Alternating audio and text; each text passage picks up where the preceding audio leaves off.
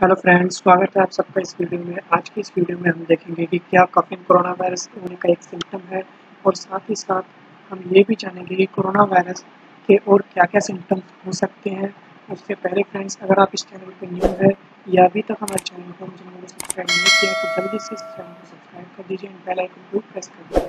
तो चलिए video start करते हैं। WHO यानी वर्ल्ड हेल्थ ऑर्गेनाइजेशन की एक रिपोर्ट के अनुसार ड्राई कफ एक कॉमन सिम्टम होता है कोरोना वायरस संक्रमित पेशेंट में। साथ ही साथ फीवर, टायर्डनेस भी कोरोना वायरस के कॉमन सिम्टम्स में से एक है।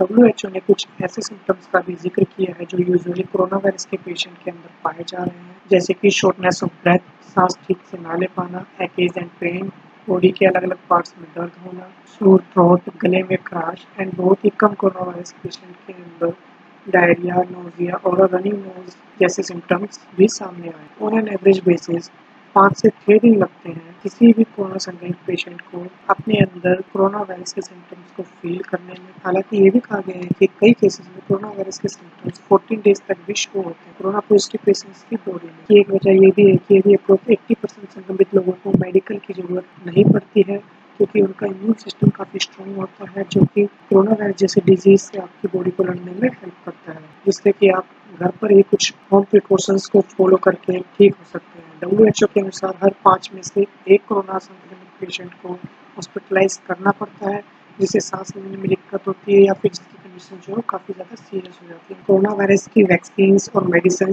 के बारे में अगर आपको और ज़्यादा कुछ जानना है तो मैंने इस वीडियो को आई बटन पर लिंक कर दिया, आप उस वीडियो को देख सकते हैं।